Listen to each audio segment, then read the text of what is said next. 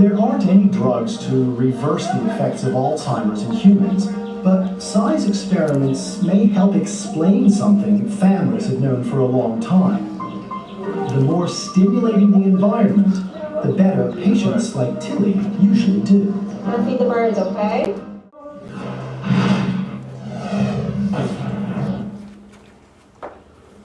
Did you get the lights there, too? Oh, there we go. All right, I hope you thought of some good questions, but as to get started, we're going to ask Janice to come up and talk a little bit about the Alzheimer's Tennessee. And again, let's welcome her and give her a hand.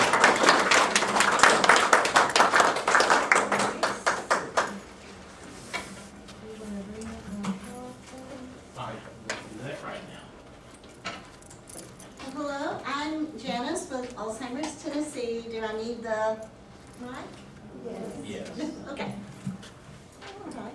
All right. Alzheimer's Tennessee, we're about a mile east on Kingston Pike. We're in the purple building across from Buddy's Barbecue. Everyone knows where that is. So if you need us, we are your neighbors. We're really close by. So, and I have some information for folks if. Do you want the list of the slides? Pardon me? Do you want the list of the slides? That would be helpful. That'd be helpful. Yeah, There. okay. All right. So Alzheimer's Tennessee, there are different organizations that address Alzheimer's. We're Alzheimer's Tennessee.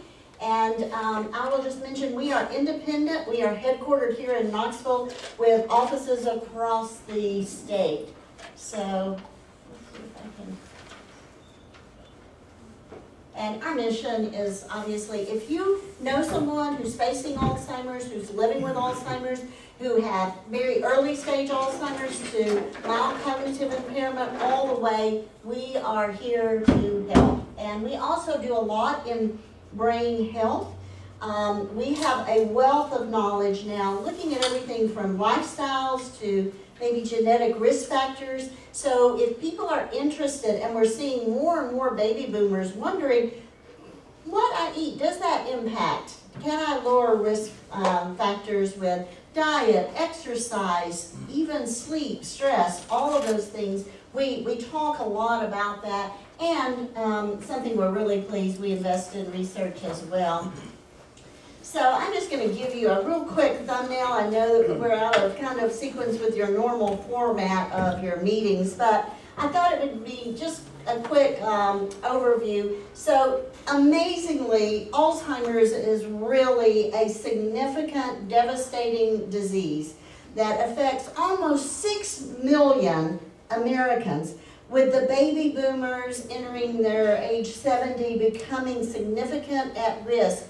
And that's 20 years. That's a demographic of 20 years.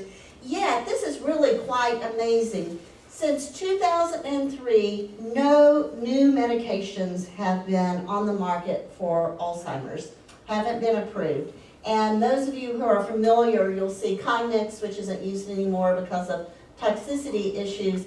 Aerospace was the first one approved, and it still has the lion's share of people using it because it has less side effects. But there's drugs on the market, and we'll talk a little bit. These are not they are not disease-modifying drugs.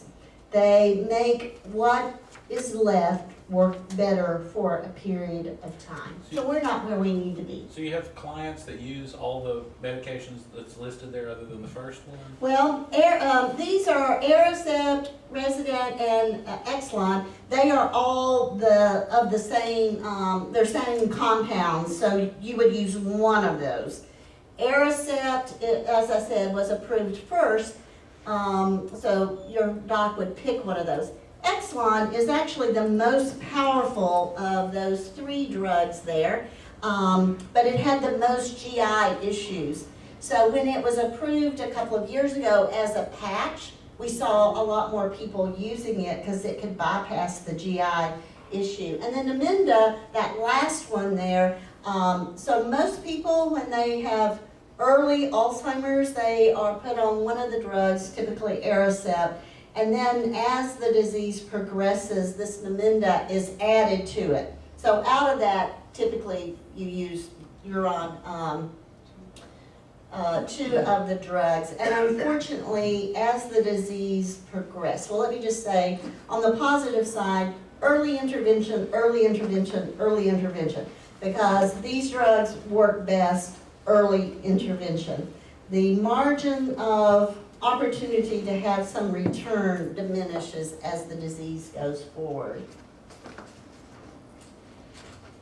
And then, so some of the things that are emerging are the development of biomarkers that can be obtained from individuals. So there's a lot of looking at genes that might put you at risk.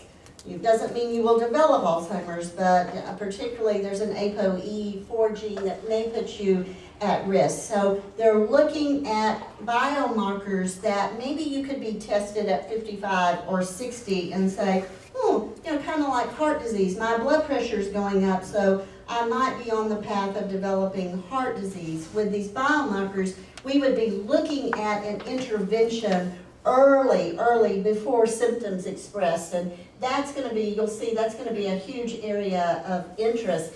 And then imaging has really moved, I guess, the tools forward in that things that are going on in the brain now with intervention, they can be some imaging. Some of it was developed at Oak Ridge National Laboratory with PET, and some of those exciting. They are making that more and more sophisticated. So they can image my brain right now. My mother had Alzheimer's, so I may be at risk for developing the disease. And they could say, oh, Janice is beginning to have some amyloid protein buildup, which might be a precursor to developing Alzheimer's. So I will just say it's exciting what is happening.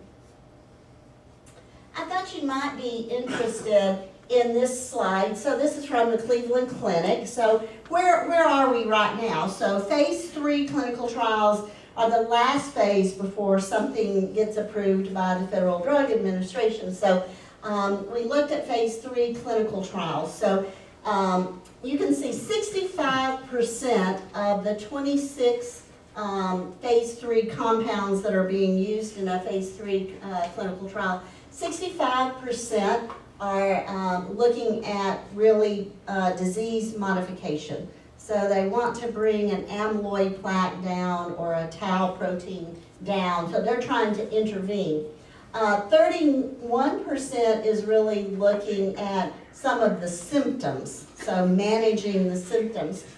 4% is really, which we'll get into kind of looking at some of the research that's going on, is looking at the area really of technology, and that would be to enhance cognitive symptoms, so to make the memory and attention and those domains work better.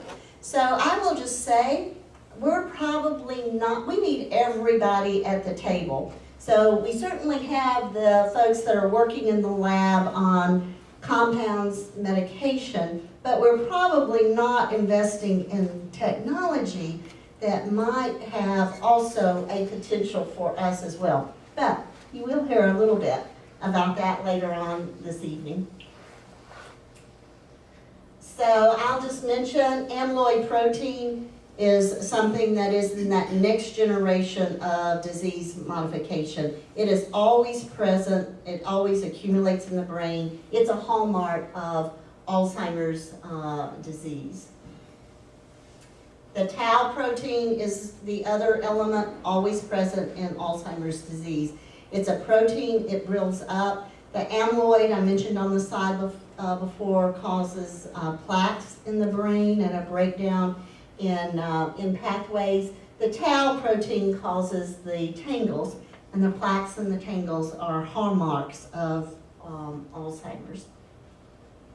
The last element that's always present, which is a little bit more difficult, in mice, they have been able to decrease the amount of amyloid buildup. They're looking at tau, but inflammation is always present as well. So we're not sure all the roles, but inflammation is something they haven't been able to create in a dish. And so looking at autoimmune and various types of symptoms or areas may hold some promise as well.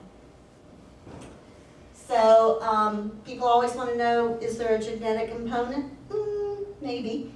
You know, genes are kind of trump cards so often. So this amyloid 4 gene is something that is does seem to put people at risk. You can have the gene and live to be, or even 2 pairs of gene, you get 1 from each parent, and live to be 100 without Alzheimer's, but it does up the ante in terms of your risk factors. And then people, like my mother, she was involved in research, we know she had an ApoE33 gene, which doesn't put you at risk. She definitely had Alzheimer's. Her autopsy, her brain autopsy, showed those devastating plaques and tangles throughout her brain. So I would say possibly. We're really promoting a study called the Generation Study. We're looking for healthy baby boomers who may be at risk in between the ages of 60 and 75. Because if you're at risk, the Generation Study going on really throughout the country and in Knoxville may be able to create an intervention that would either delay or might even allow you to live your life without Alzheimer's. So exciting research going on. And I think I will skip that. Diabetes may have some issues as well. Other things that are going on, this is not a easy disease to get a hold of, so they're looking at repurposing drugs on the market for other conditions. Their statin, if you're Lipitor, there's a real connection with that ApoE4 gene and cholesterol. It transports cholesterol throughout the body, so certainly looking at that. Heart disease is a risk factor for Alzheimer's. Looking at combination therapies. We'll talk about brain pathways in just a minute.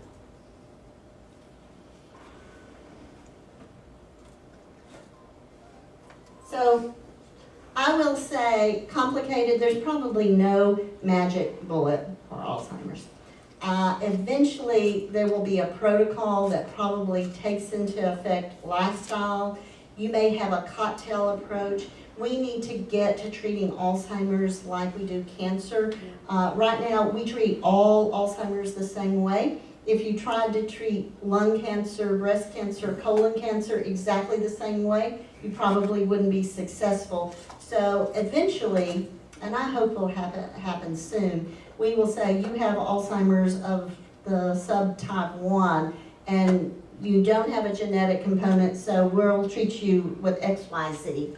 So I think that certainly is coming down the path.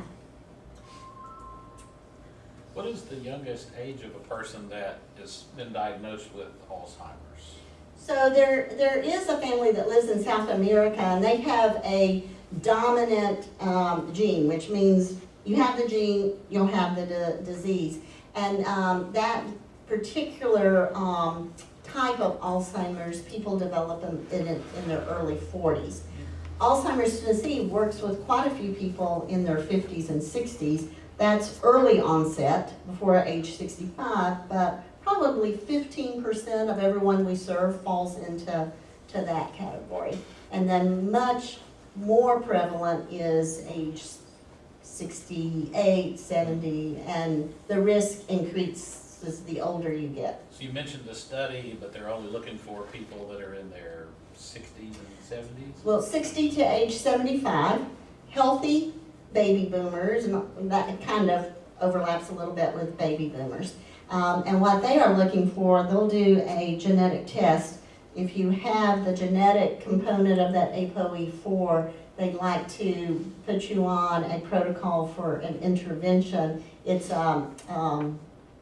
intervention. It's kind of like taking chemo every three months or so, but it really is looking at, dare I say, preventing Alzheimer's. Yeah. So if they're looking to prevent it in the early onset, I'm just curious why they're not, allowing people that are younger, like in their 50s, to participate. The reason why, because we do have folks who say, I'm 55, I'd love to be a part of this. And in order to be able to say that the clinical trial was successful, really you don't be, for later onset Alzheimer's, which is what they're looking at, really you don't have any accumulations of amyloid plaques in the brain before age 60. You can have a lot of problems with plaques before showing symptoms. So what they really want you to do is to maybe be able to have some plaques present, but to be able to say, look, Janice had plaques in the brain of this amyloid protein, and we were able to stop it from continuing. I think I saw a question here. Yes, a couple of them. Used to, there was only one way you knew that there was amyloid protein was an autopsy. Correct. So how do you know now? So, and we were involved with, we have a brain bank of about 600 brains because autopsy was really, it was said there was no way that you could diagnose Alzheimer's and confirm unless for autopsy. But we really have become so much more sophisticated with our diagnostic tools. So even, you know, a primary clinician can now diagnose Alzheimer's with fairly, you know, certainty. What are the tools? So they usually will do a blood panel for you, and some of it is ruling out other things. There's about 50 things that can mimic Alzheimer's, including things like vitamin B12 deficiencies and thyroid issues. We see people who are convinced that, you know, they are in the earlier stages of MCI, which is upstream mild cognitive impairment, or Alzheimer's. So they're looking at a variety of a blood panel to identify if they see anything in there, but that's not the confirmation. They do various types of a mini mental exam for recall. They may, if it looks atypical, they may order a scan. On the scan, they would be looking to see if you have any hemorrhages, which would be kind of reflective of something more vascular, strokes, that type of thing. Do you have any tumors? Is there shrinkage? The brain is shrinking. They are looking for that, which is also a sign of Alzheimer's. So it's really kind of this comprehensive look. Unfortunately, right now we don't have a blood test that's been approved. You could, if you wanted to, take a spinal fluid, but most people are like, I'd rather not necessarily go there if you think that that's the case. So clinicians who are trained, you know, and a lot of people do see neurologists for this, have about a 90% success rate of diagnosing, which is about as good as for other things as well. But they still are trying to rule out. That's the first thing they do is hydration, rule out everything that could be contributing that could maybe be fixed or treated in another way. So is there shrinkage with vascular dementia? I should say vascular dementia is the second most common type of dementia, and it puts you at risk for developing Alzheimer's. It's the two dementias that we see that often coexist. It's not uncommon. It's very linked with, but it expresses itself a lot the same way. Eventually, it does cause the death of brain cells like Alzheimer's, and so you'll see the shrinkage with that as well. Yes. Is fMRI useful in diagnostic?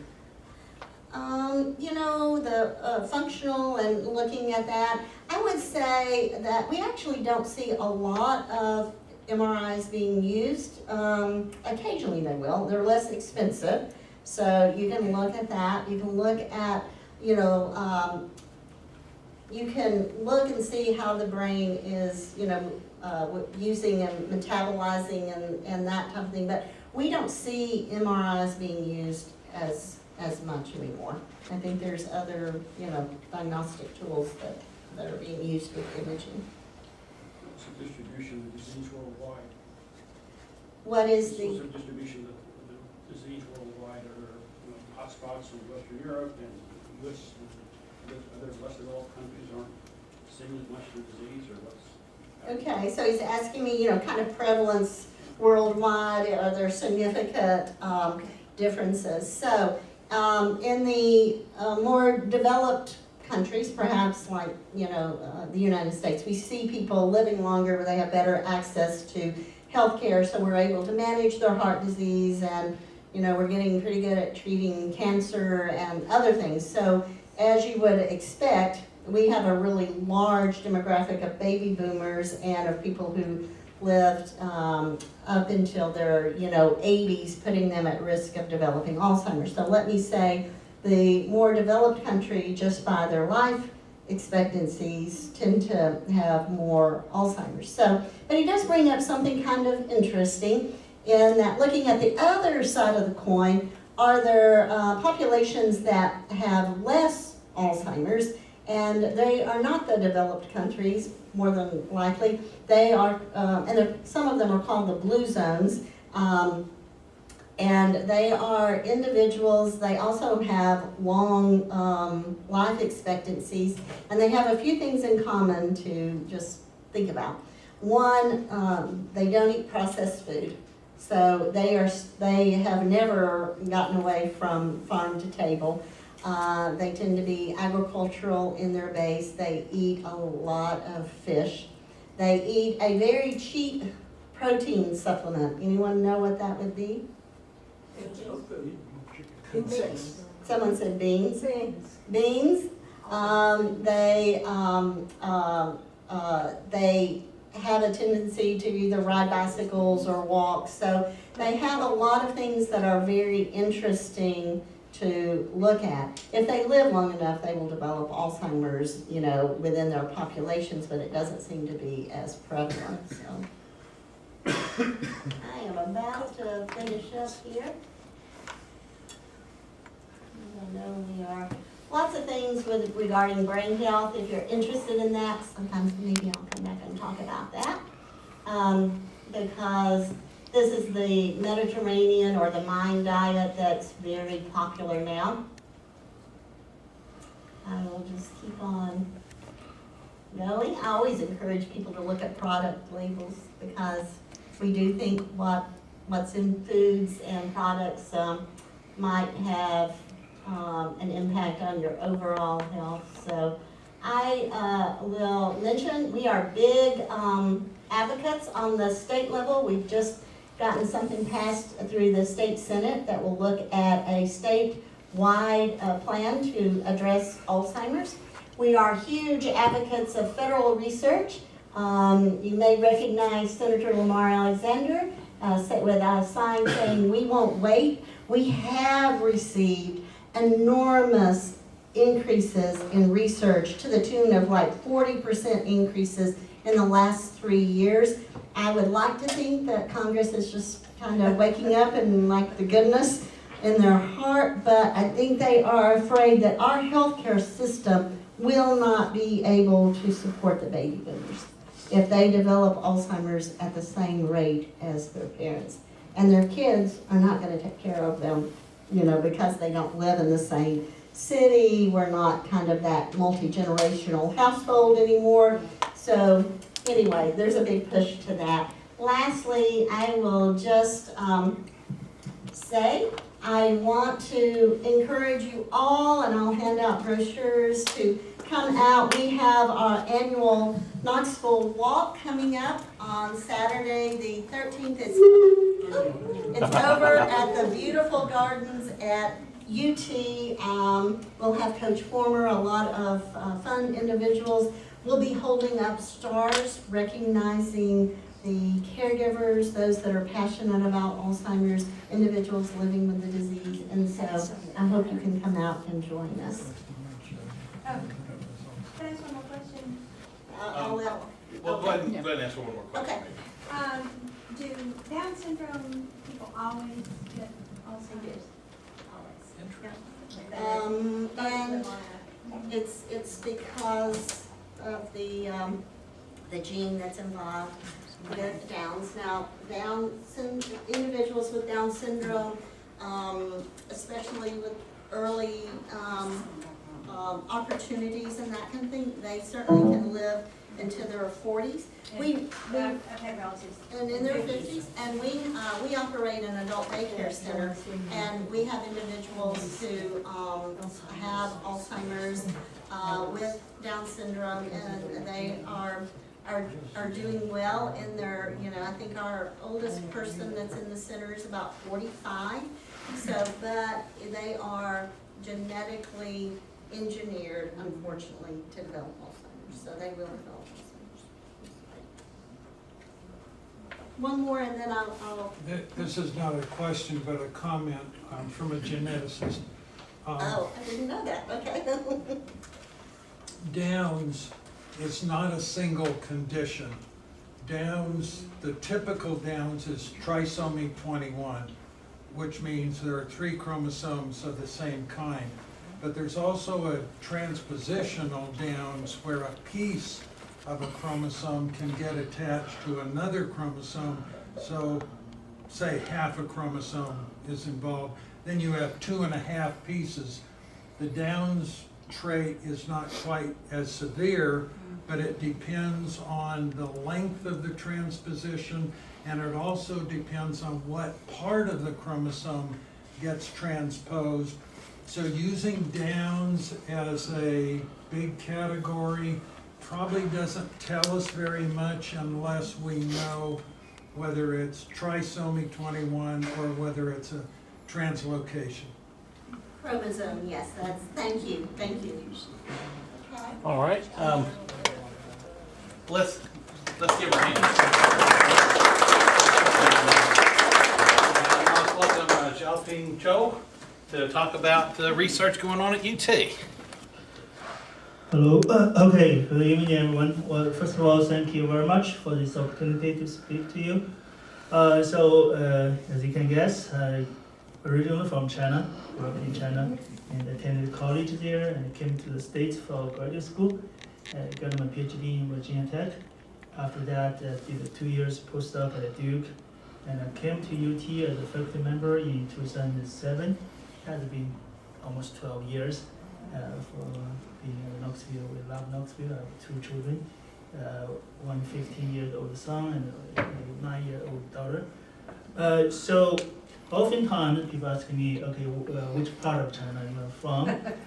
So it's kind of difficult to answer that question. If you put China's map and the US map side by side, my home state is Shanxi. Shanxi is geographically approximately equivalent to West Virginia. So, and actually a lot of similarity between Shanxi and West Virginia. So socioeconomically, West Virginia is probably on the bottom, right? Is that near the Fujian province? No, it's not near Fujian. It's actually kind of in the middle there. In the middle, okay. And Shanxi is actually among all the states, kind of at the bottom. West Virginia is best known for all the coal mines, and Shanxi has a lot of coal mines.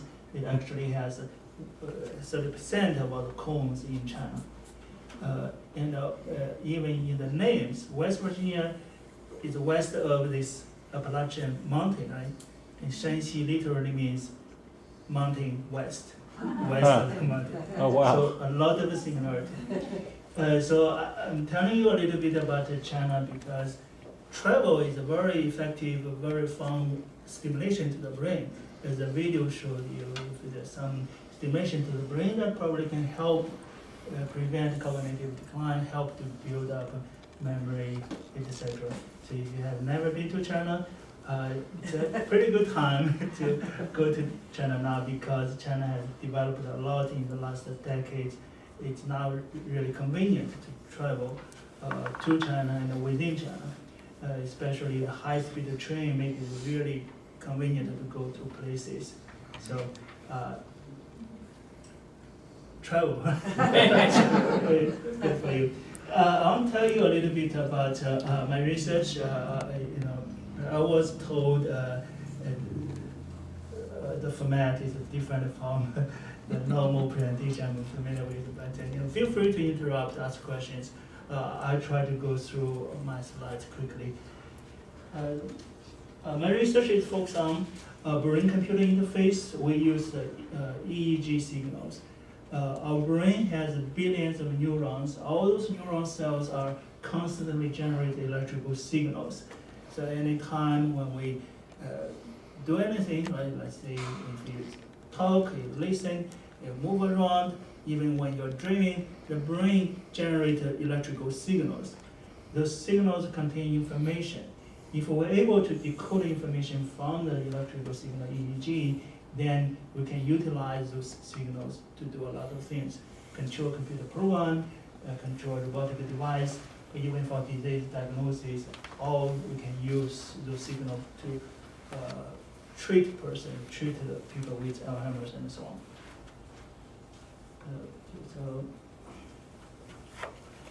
I have a video which shows some of the work done in my lab. This is taken about a year ago. Zhao is a PhD student. He is putting an EEG headset on James. So James is about to do some BCI experiments.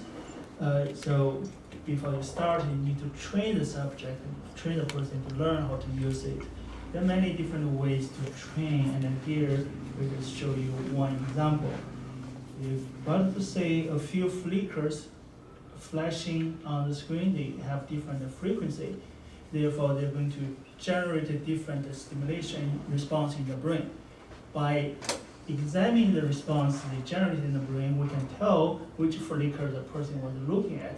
Therefore, use that information to, for example, drive the car. So James is manipulate this RC car to go to different directions because we can tell which direction he was looking at and want to move to. So we could also use that information to control computer program. In this case, it's a racing car we made in a computer software. So instead of a physical car, you can drive the virtual car this way. Of course, similar platform algorithm can be used to control other devices. Justin in white shirt, it's not very clear, but he's wearing an EEG headset. They want to fly the drone through the hula loop, big hula loop. So he needs to go straight and stop at the proper position, make a right angle turn, and so go through the hula loop. And Justin here trying to control the robotic arm, grab a block and rotate to a new position and then drop it off. And here just a few examples of the work we do. The young students who made that possible. When they're doing those things, you're measuring how their brain is responding to the different activities? Right. So that's one way, right? So one way is to see which one they're looking. And then there are other ways. So for example, we can design a protocol based on imagination. So for example, because let's say if I squeeze my right hand, so part of the region will be activated, right? If I squeeze my left hand, then a different region will be active.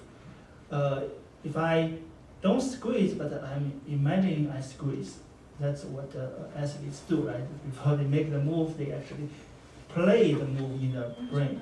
When you do that, similar regions will be active. And then you can actually use that information to control the driver system. It works that way.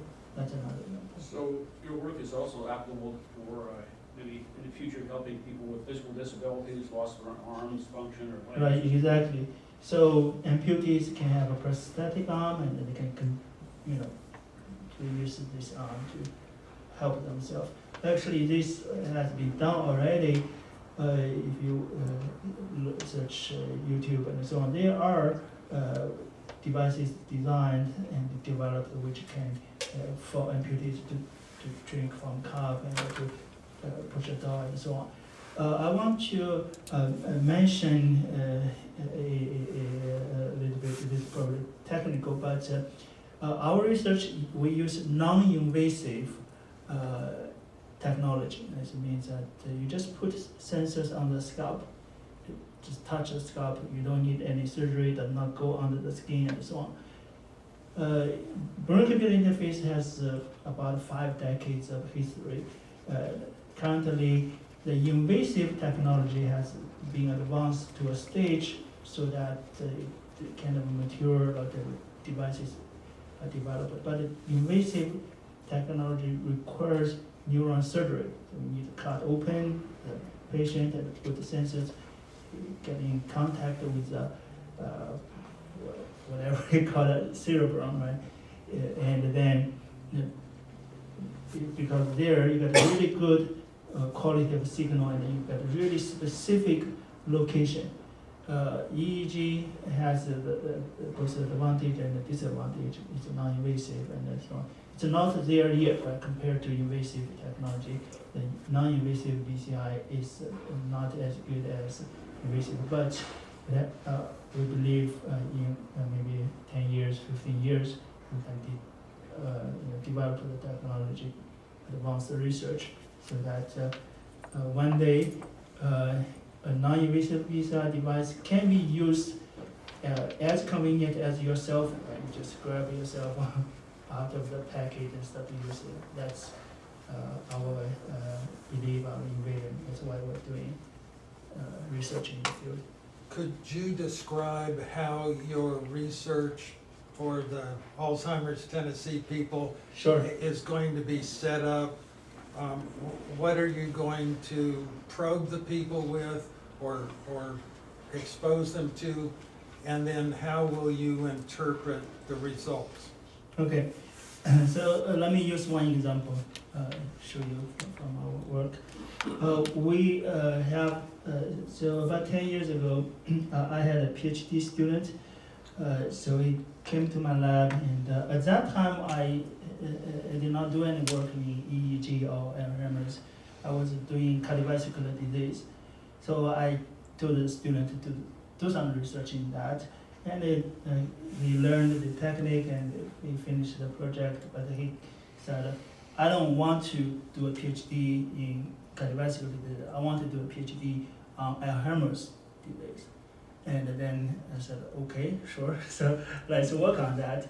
And so at that time, as Nancy Monroe, she became a very good friend of mine. She worked in the national ORL, working in the lab. And so they have collected some EEG data, but they did not know how to analyze those. We started to work on the EEG data for detection of Alzheimer's, mild cognitive impairment, and so on. So this is that study. So I'm going to show you. So in the study, we have 15 people in normal stage and 16 people in MCI, 70 people in AD. So we collected their EEG during resting stage, just sitting there, eyes open for 5 minutes. And so we collect the EEG. So the reason we believe EEG can be used to detect cognitive decline is that when a person develops dementia, so some tissues and cells are lost, right? And then this will change the structure, anatomy of the brain, and we believe this change will also affect the functional connectivities in the brain, such as the EEG network. That is our hypothesis. Based on this hypothesis, we designed some methodology to develop EEG network and examine the EEG network for different populations.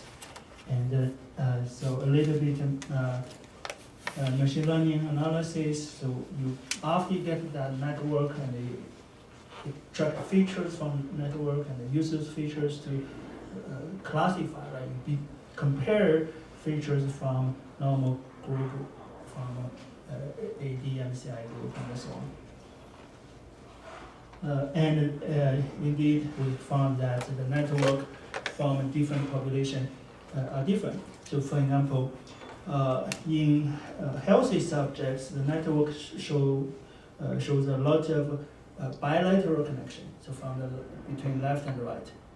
On the other hand, in AD patients, they show more occipital to frontal.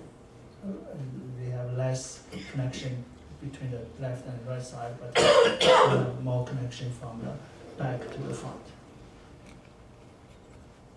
And using the features from the EEG network, what we found was that so first principal component is first feature, second feature. So within two features, we can say that the three groups clearly separated into three clusters. The normal in blue circle, AD in red, and MCI in green. So this result tells you that EEG will have a possibility to distinguish between those groups and to tell whether the person behave like a normal person or the person behave like a dementia person. So this is part of the work we did. Does any of the normal neuroanatomy explain your results from what we know and the connectivity between areas of the brain? Right, that's a very good question. So our network actually, compared to functional MRI, so because EEG is, I don't know, it's how do I explain? So if you do functional MRI, you can see what's going on in the brain, right? So if you EEG, you can argue, okay, I don't really see anything, but the structure from EEG actually consistent, agree with what the people see in functional MRI.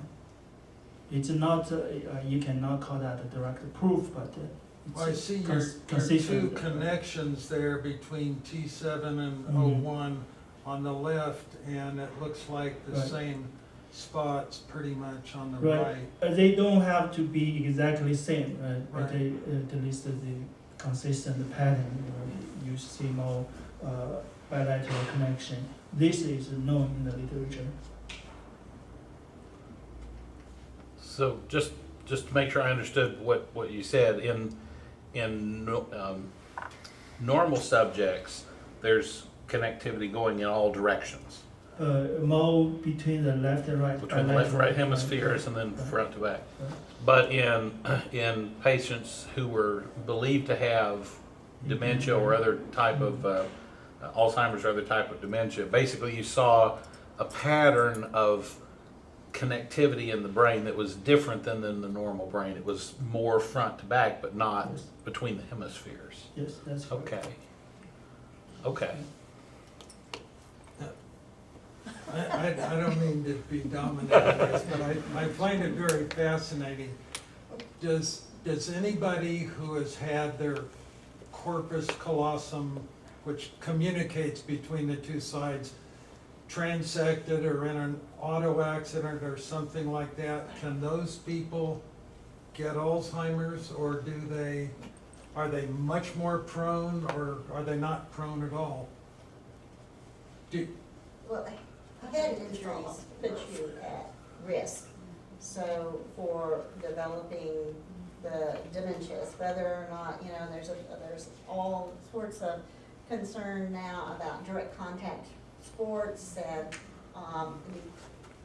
so maybe you're welcome to answer. Oh, no, I'm an engineer, so I think you probably know better than me. Well, it's really interesting, and, there's actually the suit was settled in favor of like the, National Football League players, because they develop frontotemporal dementia, and it's, we know now that, that type of impact really actually causes a spike up in the amyloid protein. So I think head injuries do put people at risk for developing dementia. The particular injury that you mentioned, I don't know if there's been any direct correlation that certainly I would see, but I would think it would put the person, like I said, it's just really prevalent. It is something to look at, head injuries, particularly of the type that has caused people to be, develop a certain amount of, unconsciousness, so that's, so. Functionally, that impact is creating basically inflammation in that part of the brain as an Absolutely. injury, and so that's promoting Amyloid, and there's a real interest now in that, maybe we shouldn't be bringing down the amyloid, because it might be a response to the inflammation, but, it's all research, which means it's still out there, but the thing that we're talking about with contact sports is that, that person really needs to be off the field, not being at risk, at least for 2 or 3 weeks, because the brain at that point is trying to repair itself. So there's a lot of interest in all of those, but like I said, it's still research. Oh, you got a question here? Was, question I had was that, you talked about contact sports, was I played football when I was in high school. I was hit and I had a concussion, the next day they sent me home. Can that affect you to come back and haunt you as having Alzheimer's later on? Well, I would say, first of all, we think that these contact sports, particularly like in Little League and that kind of thing, and it's cumulative in sports. So, if you had one concussion, it's not going to be good for you. But the brain is not engineered to take that impact against the skull. So it sees itself as, oh, I'm under attack, inflammation, and that kind of thing occurs. So I worked on something that was with the Department of Defense, looking at people in combat, because a lot of folks had sustained concussions, and there is, you just can't have the brain traumatized repeatedly without having some issues. You see it in boxers with a boxer's dementia, it's pretty prevalent as well. Any other questions? Xiaopeng, if I understand correctly, you're working on a therapy to help reconstruct some of the pathways, and why don't you talk about that for a minute, and then we'll have the questions for the remainder of the time there. Okay, so probably, so let me just wrap up the previous, so maybe this slide is a good summary. So the idea is that we can ask people to do things, and we monitor their EEG, and then we compare the EEG pattern from normal group, contact group, and so on. Then we can find the difference between those, and then use this as a diagnosis too. So we have worked on with dementia patients. The same technique can be used for traumatic brain injury detection as well. Okay, so stimulation or intervention to the brain is supposed to help to enhance memory, attention, and so on. This is our ongoing work. We are developing so-called cognitive training protocol to improve memory and attention. In this example here, in the center you see a picture. It's kind of a blur because it's a combination of 2 pictures, a human face and a building. And so we have a bunch of pictures as such, and we show them to the subject. Each picture lasted for 1 second. It's a pretty fast pace. They have to make a quick decision when the picture is shown. And before the beginning of the experiment, we tell the subject, pay attention to human face and try to determine whether it's a male or female. And you press a button. If a male, press the left, and female, press the right. And then they see a lot of pictures as such. And we monitor their EEG wave in real time, and then based on the EEG evaluation, we want to determine so-called attentional state, the state of attention, whether they're paying attention to human face as they were supposed to, or they will pay attention to something else. If indeed they will pay attention to human face, then we'll reward that person by making the task easier. The next picture be more clear. So you see more face, you see less distraction from the background building, and the task is easier. If we found the person will not pay attention to face, then we penalize that person to make the task harder. The next picture even more blurred. They need to try harder to tell, okay, it's a male or female. So this way we introduce a positive feedback to the subject, help them to improve attention. So this has been done using functional MRI on healthy subjects. It has been proved to be effective. And what we're doing is to develop this using EEG because it's more convenient, it's less expensive, and we want to do this with older subjects and then with AD patients. This is ongoing work. How many electrodes in your EEG bonnet? Okay, so we have, in my lab, we have a few different EEG headsets.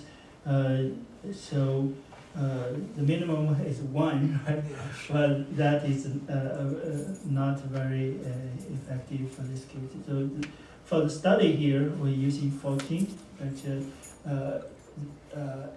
we we're considering to use more advanced EEG headset with 32 or 64, just to make sure. Because when it comes to health, come to patients, we want to make sure we get all the information we need. So when we work with college students, it's a project. It's okay to fail, right? So you can start with few. There's a question on this. I think. Speaking of other kind of image, perception is maybe giving different signals in the brain, but I'm thinking of silhouette pictures where you see a black and white, you see a sculpted face, or you might see two faces, something like that. Are those sorts of images useful for your? I believe so. I am a biomedical engineer. I'm not a psychologist, so I collaborate with psychologists. They came up with those protocols. So those protocols have to be verified and approved. So the one that we're using, I think your idea is right. It just has to be tested and validated.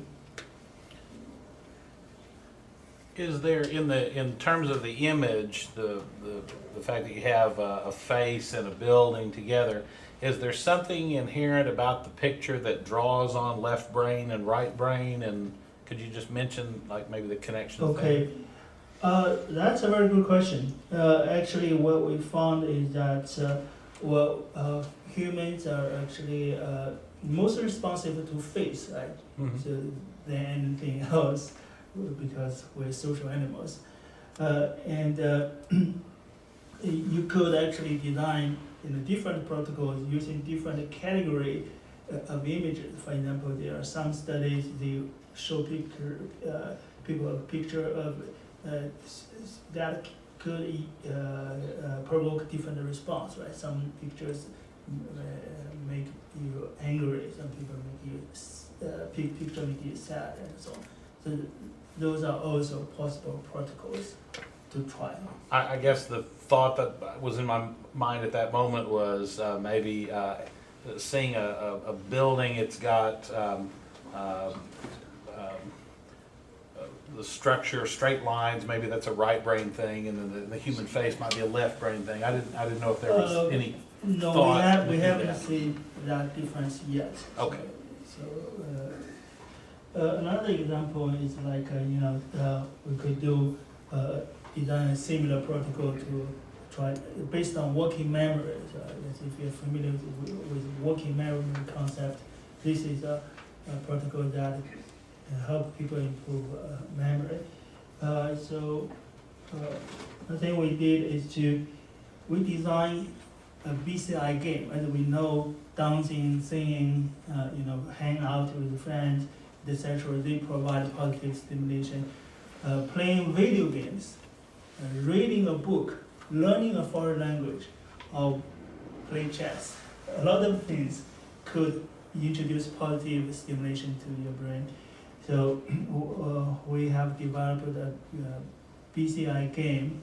So you play this game using the brain wave, and so we want to use this as a stimulation to the brain, and then hopefully this will introduce positive effect.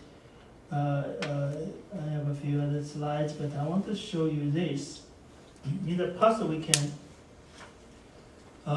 so we hosted the 2019 Tennessee All-Girls Chess Tournament on UT campus in College of Engineering.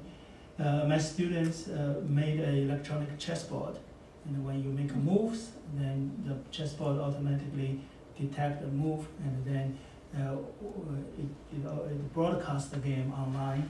You can watch the game live anywhere. So chess is a good stimulation. Video game, BCI game is a good stimulation. I hope one day in the near future we can make a BCI game. So you play chess using your brainwave, and then we can combine the two things together. Hopefully that will be useful to technology to prevent cognitive decline. Are these slides available anywhere? I could share with you. Yeah. I was also wondering, are the tools you're using proprietary that you do research with, or they're open software, open tools like OpenBNI that are? Okay, so the research involve hardware, softwares, and some of the softwares are actually commercial software. But anything we do, not we publish in public domain.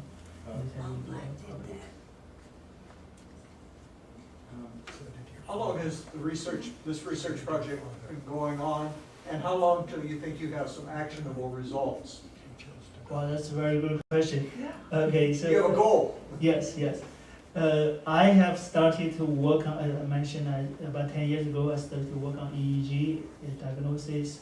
And 5-6 years ago, we started to do brain-computer interface. We introduced robots, computer program, and currently we have developed, those protocols, programs.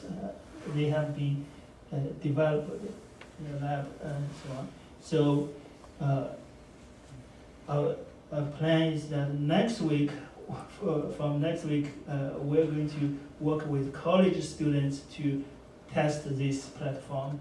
And once that is done, the next phase is to test this with older, healthy subjects. And then the next phase is to test with AD patients. It's on our agenda, and we of course hope to make progress as fast as possible. But I don't know, I can give you a guess the timeline, but it's not the same. So I hope in 1 year or two we'll be able to. There are a lot of challenges when working with patients. Just know how frustrating that can be. But at least we're developing the tool. We want to make the tool available. That's a very good question. It's probably a silly question, but it's in dealing with Alzheimer's. You see a lot of personality changes. Like one man I knew had always had a mustache, but then after he had the problem, developed strokes, he just grew a beard and just left it like that. And I just wondered if it's like the right hand and the left hand, right-handed or left-handed, which is supposed to be the two different beards. Does that change? Does all those things come into play as far as? Personality, do you, Well, you know, the brain is kind of departmentalized, and so with Alzheimer's, a lot of times, the first changes you see are in memory, but for some people, behavior, judgment, all of those areas are impacted. So it's not uncommon for people to kind of lose their sense of judgment, or for people to have personality changes. But one person with Alzheimer's is one person with Alzheimer's, because some people just keep, you know, their personality remains fairly the same. In terms of, you know, so it's not like a stroke. That's an event, and that expresses itself differently. You mentioned right hand versus left hand. We work with people with more advanced Alzheimer's, and the fine motor skills that they developed in their dominant hand is still there. We have to, a lot of times, help them with fine motor skills, because that tends to be one of the things that breaks down with Alzheimer's. Not their grip, but their fine motor skills. But they are much more coordinated even when we are assisting them, so that dominance does remain. We really encourage people at assisted livings or nursing homes. That's one thing you should ask the family and be part of their history is which is their dominant side. Because if you have Alzheimer's and someone puts something in your hand, you know, chances are, if you don't know, you should probably put it in the right hand, because most people are right-handed. But if you are a left-handed person, that's going to be even more awkward, and you may not be able to express that. So the function goes down with that. I can probably follow up on that. Well, we know that disease or injury could change personality. I studied parasitic infection, one problem called Toxoplasma gondii, heard that. So in mice, what they found, mice are afraid of cats. But if mice are infected with the Toxoplasma gondii, they found the cats very attractive. They want to go around the cats.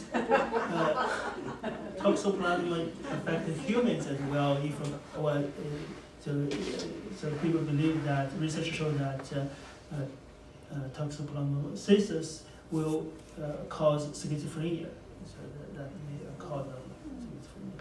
So fortunately, in the U.S., Toxoplasma gondii infection is very low, because thanks to USDA, the FDA, they have good control. But in some other country, very high prevalence. Like Chile, Brazil, they have very high prevalence. I think we got time for one more question. Who's going to ask the last question? Okay, there we going back. I've got a question. Is there, with Alzheimer's studies, is there a say as to which is more, or has there ever been say whereas if you are more dominant in one hand than the other, that you're more likely to become influenced as far as Alzheimer's is concerned? I haven't ever seen a correlation between right and left hand and that dominance. So I haven't ever seen that. You know, I get the prevalence, but is it something like 80% of people are right-handed? So I haven't seen it. I've never seen any right-handers.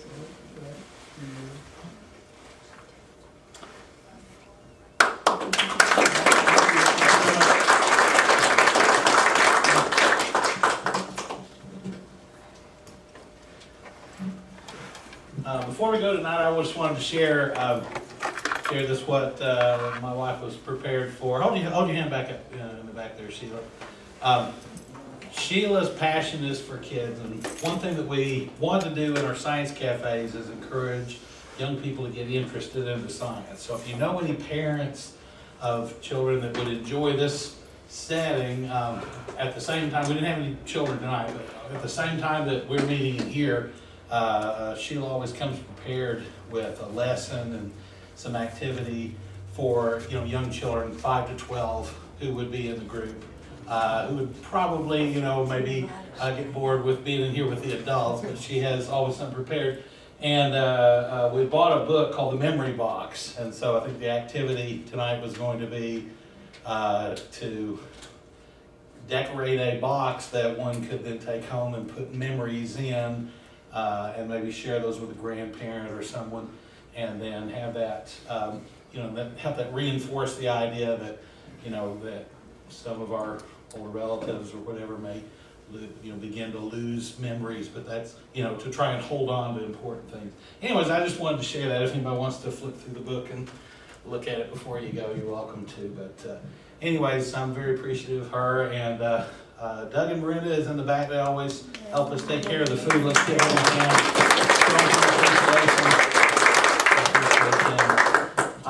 I hope everyone will come back for future meetings. Again, thank you to those that was your first night here. I just want to make mention real quick of our meeting for next time. Lose all this. Let's see.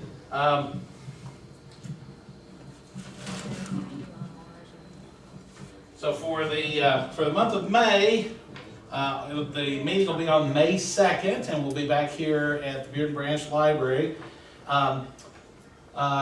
And if you're here tonight for an Alzheimer's talk, maybe that's not your thing, but it's been a long time since we've had a topic in space exploration.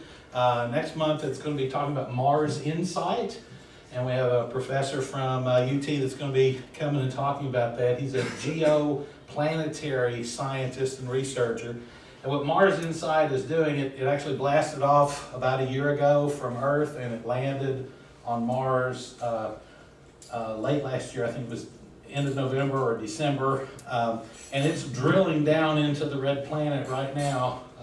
Actually, they had to stop last week because they hit a rock, but they're going to drill down. Yes, they have problems up there too. But they're going to drill down into the red planet and try to measure, how much earthquake activity is happening on the planet and what's at the center of Mars and everything. So, if you know anybody that'd be interested in that, or if you have a place at your place of work or recreation or whatever, you can take a flyer and hang them up. We've got the color ones, and then we've also got some of these, a stack of these that are just for somebody to take with them.